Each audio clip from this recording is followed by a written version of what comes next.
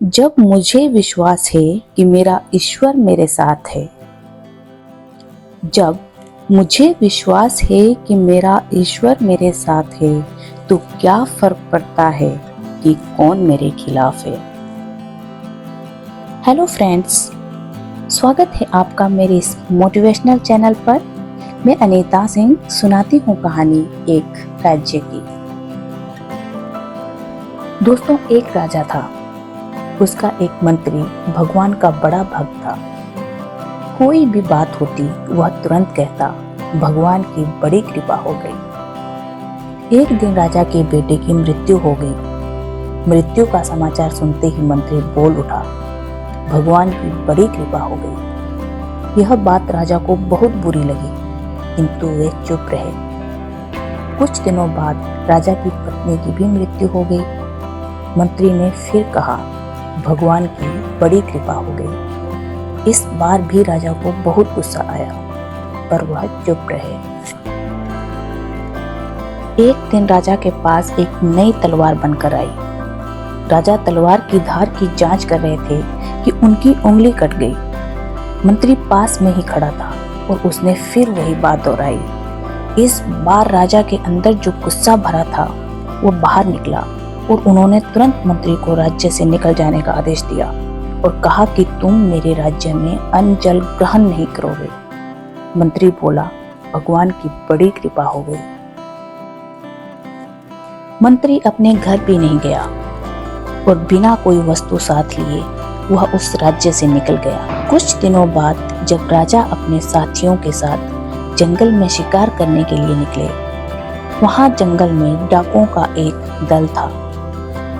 उस दिन काली देवी को किसी मनुष्य की बलि लगनी थी। संयोग से डाकुओं ने राजा को देख लिया और पकड़ लिया।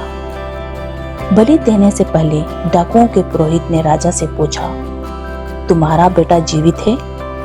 राजा ने बोला, नहीं, वह मर गया है। पुरोहित ने कहा, अरे इसका तो हृदय जला हुआ है। पुरोहित ने फिर पूछा, क्या तुम्हारी पत्नी जीवित है? राजा बोला, नहीं, वह मर गई है। पुरोहित ने कहा कि यह तो आधे अंग का है, अतः बलि देने योग्य नहीं है, किंतु हो सकता है कि मरने के डर से यह झूठ बोल रहा हो। पुरोहित ने राजा के शरीर की जांच की तो देखा उसका एक उंगली कटी हुई है। पुरोहित बोला, अरे इसका तो अंग भंग है, यह बलि के योग्य नहीं है, इसे छोड़ दो। जैसे ही राजा को छोड़ा गया, राजा जब अपने राज्य में पहुंचे तो उन्होंने अपने आदमियों को आदेश दिया कि हमारा मंत्री जहां कहीं भी हो उसको तुरंत ढूंढ कर वापस लाओ, क्योंकि राजा को उसकी बात समझ में आ गई थी कि जो कुछ भी होता है भले के लिए ही होता है।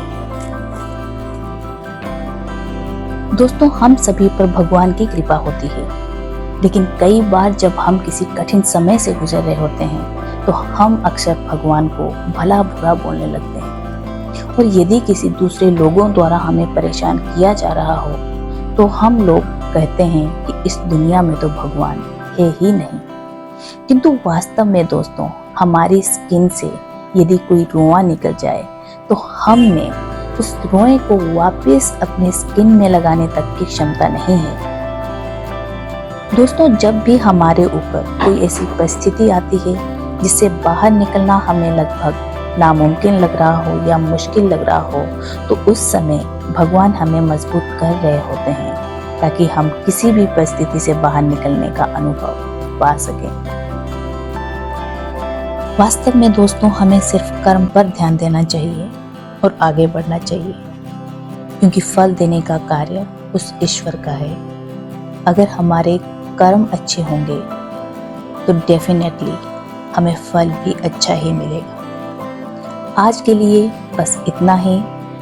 उम्मीद करती हूँ कि आपको मेरी ये कहानी पसंद आई हो और आपको इससे कुछ मोटिवेशन मिला हो। मिलते हैं एक नई कहानी के साथ, तब तक के लिए नमस्कार।